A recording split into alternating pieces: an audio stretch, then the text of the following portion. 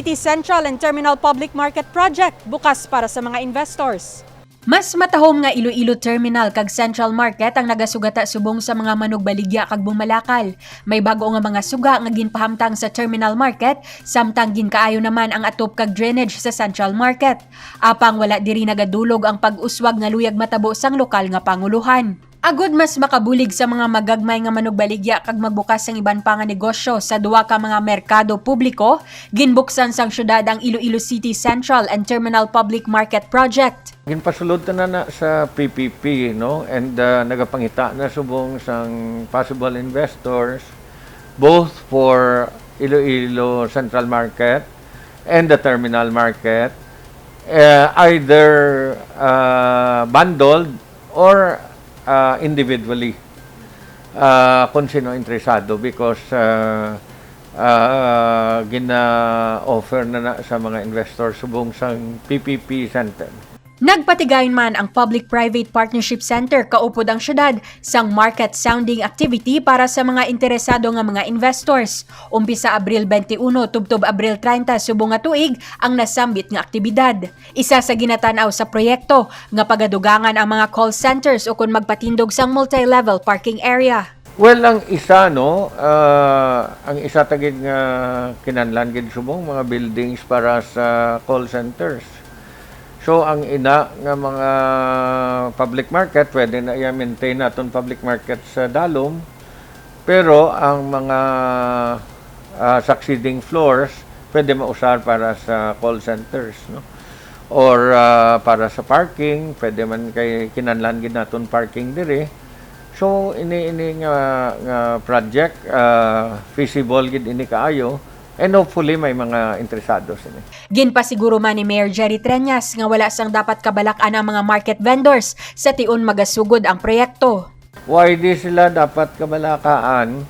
Kay ang isa sa aton conditions, why sang vendor nga ma-displace. Kag ang isa ta nga gina tulod nga kondisyon, ang syudad man gyapon amo mapadlagan sa ina nga market. Ang Iloilo City Central and Terminal Market Project ang hindi gid lamang magabukas ang negosyo kag maghatag sang dugang nga trabaho sa syudad. Pinaagi sini, mapreserba man ang lugar nga ginakabig Old Central Business District sang Iloilo City. Divine Singh para sa Level Up Patrol. Alkalde sa syudad ginkalipay ang masobra 2,000 ka mga senior citizens kag immunocompromised nga nabakunahan na kontra COVID-19. 4 ka adlaw nang nakaligad halin sang nagpabakuna kontra COVID-19 si Mayor Jerry Treñas. Isa siya sa mga senior citizens sa syudad nga nagpabakuna sang Sinovac. Tubtub subong, wala sang may nabatyagan nga adverse effects sang bakuna ang alkalde. Ang nabatyagan ko doon, natuyo lang ko, kag daw namin imugana. No? So, gintulugan ko lang.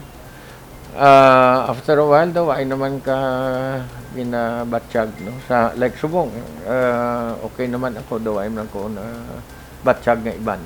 Sa report sang alkalde, may masobra 2,000 na ka mga senior citizen kag immunocompromised sa Iloilo City ang nabakunahan sang COVID-19 vaccine. Daw happy gid ko because we were able to vaccinate more than 2,000 senior citizens kag immunocompromised. Kag naga-coordinate ako subong kay Secretary Galvez so that we can get more vaccines. Kag nag-meet man ang aton mga doctors kay na sa mga ABC presidents ta para maplastar naton kung sino gid ang masunod nga bakunahan. Samtang 150 sa 180 ka mga punong barangay sa syudad ang nagpabakuna man. Bilang kabahin sang Barangay Health Emergency Response Team, importante man nga mabakunahan ang mga barangay officials. Lakip man sa nabakunahan ang mga barangay kagawad kag tanod.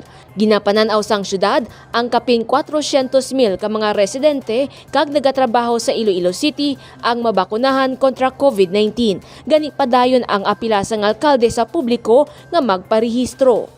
We are looking at about 400 bakunahan because why kita gapili, no? Kung basta ari ka lang sa syudad, kung nagatrabaho ka lang diya sa syudad, bakunahan ka naton. So, mga 400,000 ang aton na tanaw. maparehistro ka mo because as soon as the vaccines come, hindi ta na pagtaguon, ipagwaon gina dayon kag ibakuna sa tanan. Sa Subong, may 150,000 na ang nakaparehistro. Bukas ang registration sa mga barangay hall. May mobile registration man sa diin nagapadulong ang registration team sa kada district plaza. Bukas man ang registration sa 3 ka mga mall sa syudad. Ang Festive Mall, SM City Iloilo, kag Robinsons Mall sa city proper. Bukas ini alas 10 sa aga, tubtob alas 6 sa gabi, Lunes tubtob Biyernes. Magdala lang sang identification card sa diin nakabutang ang address diri sa syudad. Ang registration ang bukas sa 18 anyos Pasaka. Jennifer Garcia Hernandez para sa Level Up Patrol. Mga frontliners kag commuters, ginkalipay ang libre sakay program sa syudad sang Iloilo. Mabudlay kag magasto ang mag-commute para kay KV Azucena nga kada adlaw nagapatulong sa trabaho. Apang humalin sang nagsugod sa pag-operate ang mga modernized jeepneys, mas naging convenient na ang iya pagbiyahe. Ang mas manami pa subong, may libre sakay nga ginatanyag ang Land Transportation Franchising and Regulatory Board kaupod ang Department of Transportation. I just want to share my experience sa akong nga pagsakay sa nga modernized jeepney nga gabi subong sa Iloilo City for free for almost 2 months nga ipagalibreo nila nga aton nga plite. Experience ko gid first sa akong nga pagsakay ang comfort nga ila gina-provide sa ilang nga passenger, and since nga ini air conditioned siya kag regardless man da kung ano man da ang weather or kung ano man kainit sa gwa, the moment nga pagsakay mo sa modernized jeepney, ma-feel mo gid nga comfortable ka gid. And bisan magkadto ka sa mga workplace or sa mga events nga importante, you will arrive there nga hindi haggard kag stress-free. So, ang next is ang siguro ang safety. Considering nga ang mga drivers sang sini nga modernized jeepney, nabaluan ko gid according sa ila nga ang ilang requirements stricto kag madamo sila sa mga evaluation kag dapat ma-comply nila tanan. So mahambal ta gid nga ang mga drivers sang sini nga modernized jeepney, mga professionals gid sila.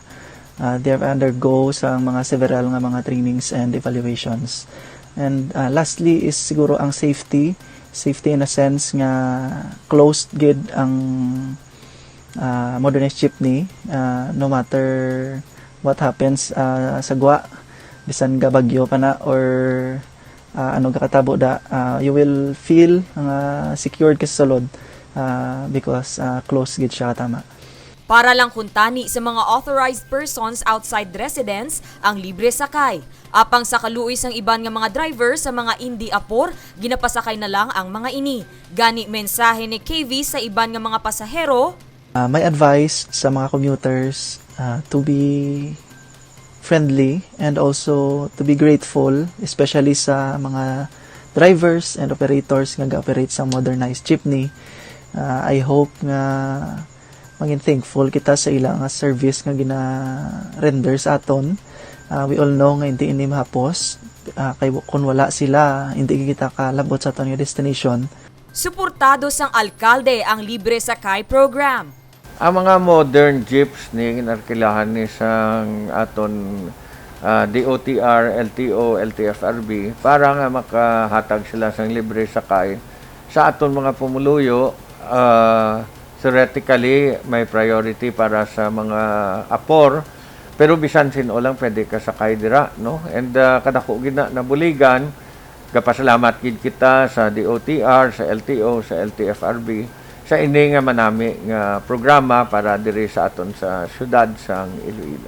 Ang libre sakay program epektibo sang Abril 19 kag magalawig sang 2 ka bulan. Kapin 200 ka mga modernized jeepney ang nagabiyahe sa syudad kag probinsya sang Iloilo.